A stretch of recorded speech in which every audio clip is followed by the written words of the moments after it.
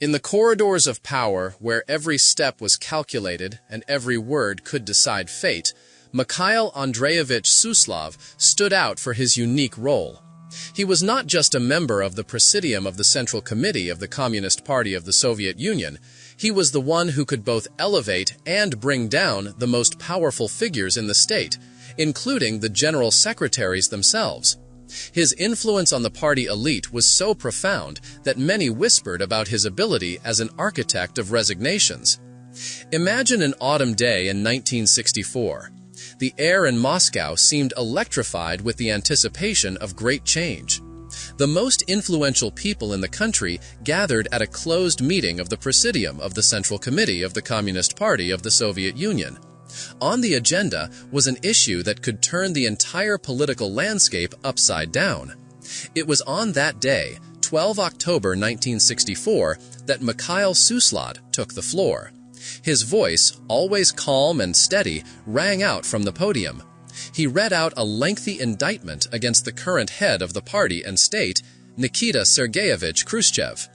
It was a carefully crafted document that accumulated all the discontent and complaints of the party apparatus against Khrushchev's policies. His voluntarism, impulsive decisions, constant reorganizations, and, as they said at the time, subjectivism. Each point of the report was like a hammer blow to Nikita Sergeyevich's political future. The report he read out was the culmination of a carefully planned operation to remove Khrushchev, which had been prepared in strict secrecy. The members of the Presidium who were present, many of whom were themselves dissatisfied with Khrushchev's style and methods, listened attentively. This report, delivered by Suslov, who had an impeccable ideological reputation, was decisive.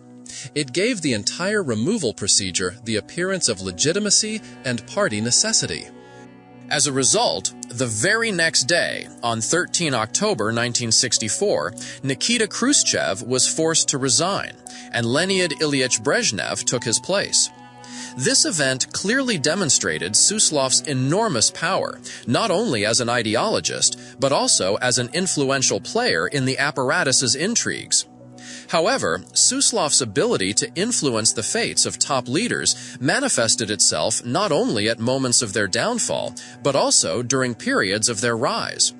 7 years before the events of 1964, in 1957, Mikhail Suslov played a key role in saving the political career of Nikita Khrushchev.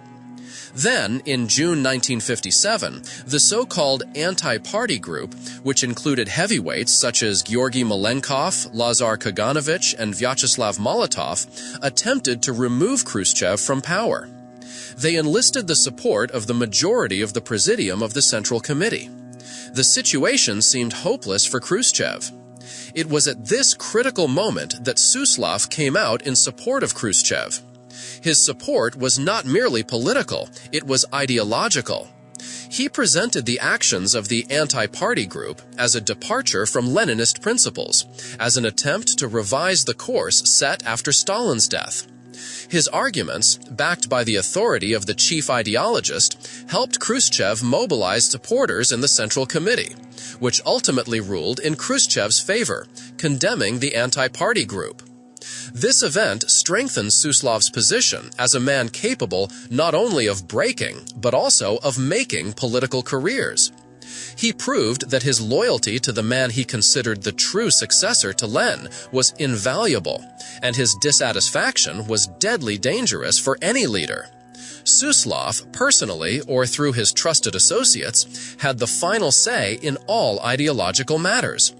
If the text showed even the slightest deviation from the approved dogmas, whether it was an incorrect wording, an insufficiently clear expression of position, or even an undesirable nuance of thought, he could block publication or, more often, send the text back for revision. He often took a red pencil in his own hand and made corrections, rewriting entire paragraphs. His corrections were law. Suslov's ideological apparatus effectively determined what could be said and how it could be said in the Soviet Union. It is particularly noteworthy that even Brezhnev, at the height of his power, when his authority seemed unshakable, regularly sent his most important reports, including those intended for the CPSU congresses, to Suslov for review. While Brezhnev enjoyed hunting or watching films, his speeches, which were to determine the country's course for many years to come, lay on Suslov's desk, awaiting his ideological approval.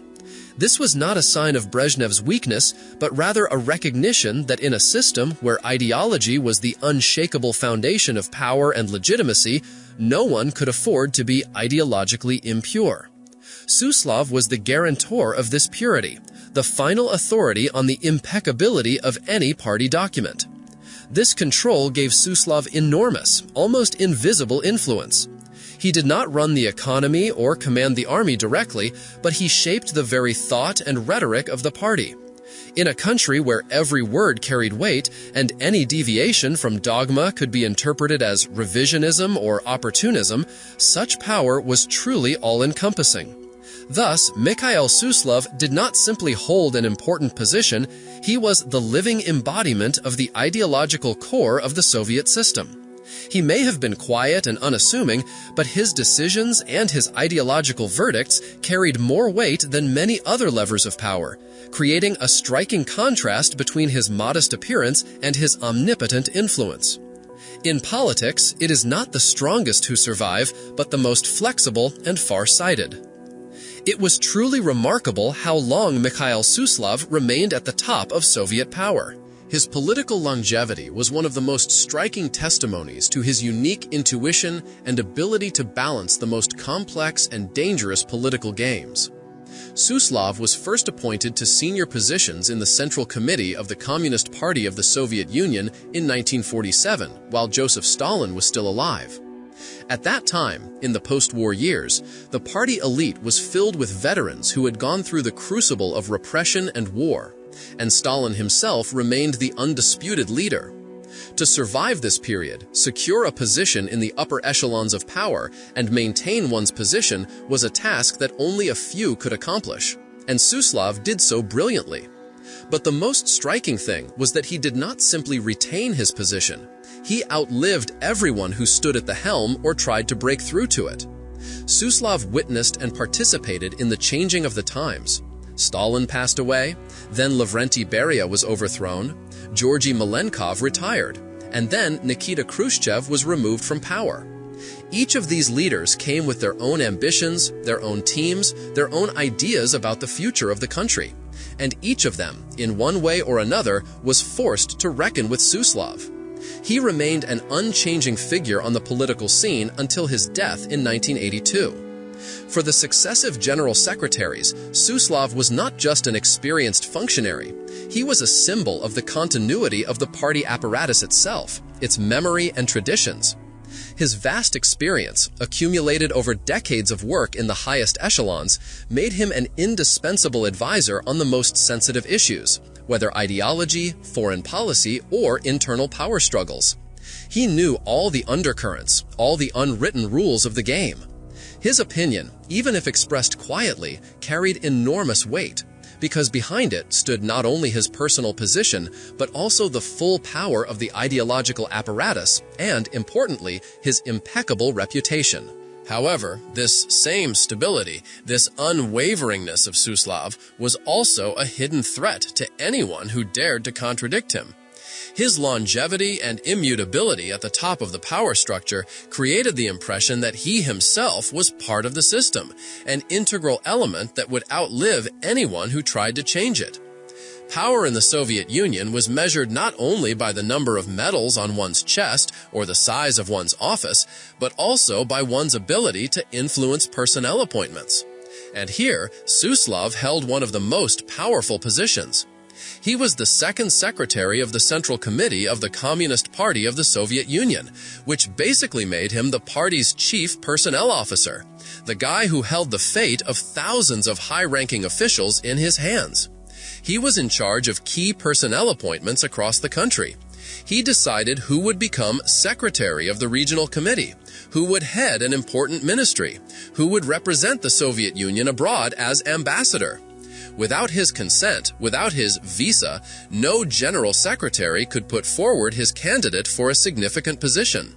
Imagine the situation. Leonid Ilyich Brezhnev, the head of state, wants to appoint his longtime ally to the post of minister. But if Suslov, for whatever reason, whether ideological considerations, bureaucratic calculations, or simply personal animosity, did not give his approval, the appointment would not take place. This was an unspoken law that was strictly observed. Such a system of control over personnel made Suslov effectively the second most influential person in the party, and in some respects even more powerful, since he shaped the very structure of the executive branch. What particularly strengthened his influence was his demonstrative modesty and asceticism. At a time when the party elite, especially under Brezhnev, began to become increasingly preoccupied with luxury, special rations, dachas, and trips abroad, Suslov remained a model of the old-style communist. Legends circulated that he wore the same modest coat for decades and wore old-fashioned shoes, even when everyone around him was sporting imported boots. He avoided all luxury, did not build palaces for himself, and did not collect anything. His personal life was extremely private and, according to popular opinion, completely devoid of excess. Against the backdrop of growing corruption and nepotism in Brezhnev's entourage, Suslov's asceticism made him virtually immune to bribery. He could not be offered a bribe. He could not be tempted by material goods because he simply did not want them. This gave him enormous moral authority in the eyes of many party members, especially those who still remembered the old austere times. While some party bigwigs built themselves luxurious dachas and others wallowed in family affairs, Suslov remained incorruptible, devoted only to the idea and the party. It was possible to negotiate with him only in the language of party expediency, in the language of Marxism-Leninism principles, and not personal gain. It was precisely this combination of unprecedented political longevity, absolute control over personnel matters, and unwavering moral authority based on his personal asceticism that made Mikhail Suslov a figure feared even by the most powerful general secretaries. He was not feared as a man capable of open rebellion, but as the invisible, all-seeing eye of the party, whose silent disapproval or active opposition could be fatal to anyone who dared to go against him, inspiring in them an involuntary, deep respect mixed with trepidation. Mikhail Suslov went down in history as a figure whose influence extended beyond titles. His ability to change general secretaries, dictate ideology, survive eras, and control personnel created a unique authority before which even the top leaders bowed. It is these secrets, involvement in resignations, ideological dictatorship, longevity, and ascetic invulnerability that explain why he was feared.